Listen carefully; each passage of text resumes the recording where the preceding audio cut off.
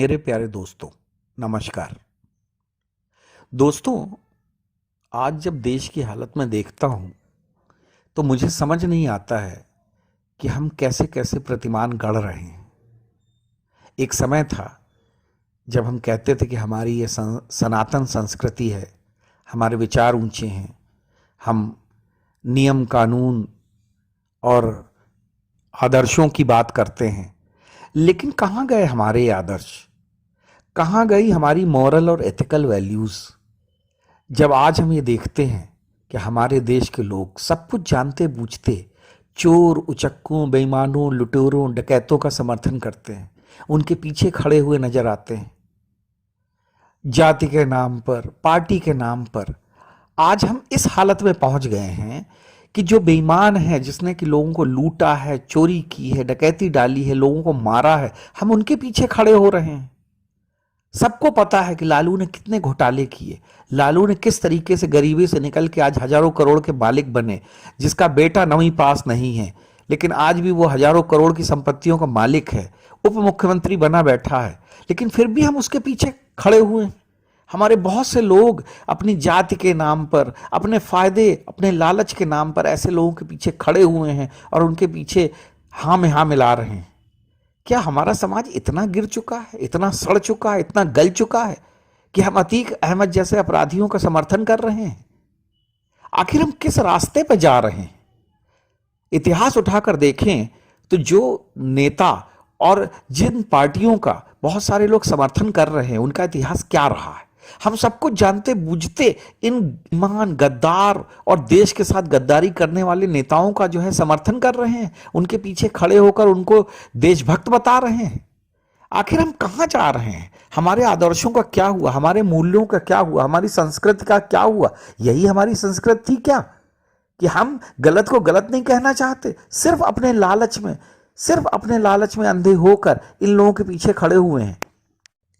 जरा सोचिए कि लालू जैसे नेताओं से, सोनिया गांधी जैसे नेताओं से, राहुल गांधी जैसे नेताओं से आपको क्या मिलेगा?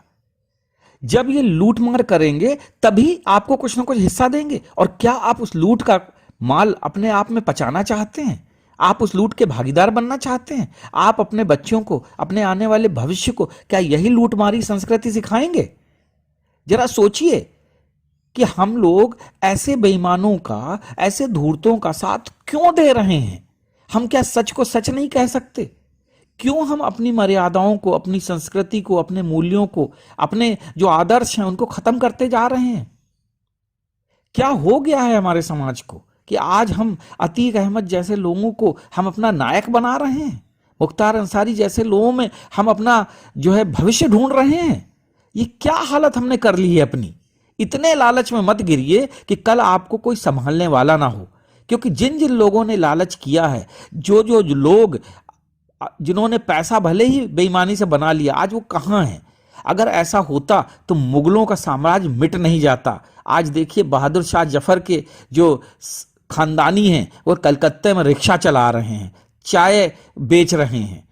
ये इसलिए नहीं हुआ कि मुगल बड़े महान थे, ये इसलिए हुआ कि मुगल बेईमान थे, चोर थे, डकैत थे, और उनका हश्र वही हुआ। बड़े बड़े खानदान मिट गए। आज न जाने कितने बड़े बड़े नेता हुए, जाने कितने बड़े बड़े उद्योगपति हुए जिन्होंने बेईमानी से अपनी दौलत कमाई और उनका आज नामो निशान नहीं है। लेकिन आज भी ईमानदारी से चलने वाले लोगों का नामो निशान है। उनके घर परिवार खानदान जिंदा हैं और वो आसानी से, आराम से अपना बिता रहे हैं।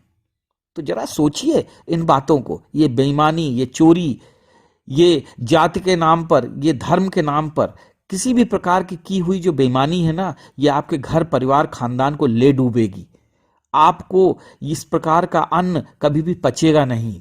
आप भले ही 2-4 फायदे पा जाएं, पेट्रोल पंप खोल लें, गैस एजेंसी खोल लें, या राशन कार्ड, राशन कोटे की दुकान खोल लें, या नेता बन जाएं, लेकिन अंत सबका एक ही होना है। इस दुनिया में कोई भी अमर नहीं है। इसलिए मेरे दोस्तों, बेईमानी से, मक्कारी से दूर रहिए। अपने बच्चों को ईमानदारी सिखाइए, घर परिवार को एक अच्छे संस्कार दीजिए।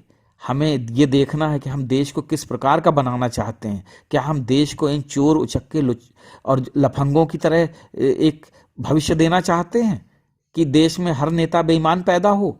आखिर अगर इन नेताओं को पकड़ा नहीं जाएगा, चोरी इनकी पकड़ी नहीं जाएगी, तो ये कब तक आपकी और हमारी छाती पर मूंग दलेंगे? और याद रखिए, ये नेता, ये कोई बाहर का पैसा नहीं लूट रहे हैं, ये हमारे आप का पैसा लूट रहे हैं। याद करिए, बहुत सारी जातिवादी सरकारें आई थीं जिनमें भर्तियां होती थीं, एक ही जाति विशेष की होती थी, लेकिन फिर भी उन जाति विशेष के लोगों से पैसा लिया जाता था। ये एक कटु सत्य है कि नेता किसी का भी नहीं होता है, डकैत किसी के नहीं होते हैं, दंगाई किसी के नहीं होते हैं। इसलिए जाति के नाम पर, धर्म के नाम पर इनका सहयोग मत करिए, इनका सपोर्ट मत करिए, क्योंकि मौका पड़ने पे ये आपको भी नहीं छोड़ेंगे। अगर ऐसा ना होता तो इस देश की ये हालत नहीं होती। ये देश इस तरह से बार बार लूटा नहीं जाता, आक्रमणकारी इस पे आक्रमण न करते और ना हर बार लूट कर ले जाते, क्योंकि हमारे अपने लोग ही उन आक्रमणकारियों से मिले हुए थे, उनकी प्रशंसा में गीत गाते थे। ये अलग बात है कि वो भी इन्हीं आक्रमणकारियों द्वारा मिट्टी में मिला दिए गए। तो याद रखिए, अपने धर्म का, संस्कार का, अपनी ईमानदारी का, अपने मोरल वैल्यूज़ का, अपने एथिकल वैल्यूज़ का समर्थन कीजिए। इन बेईमान नेताओं का, बेईमानों का कभी भी साथ मत दीजिए, ना ही इनके साथ खड़े होइए। जय हिंद, जय भारत।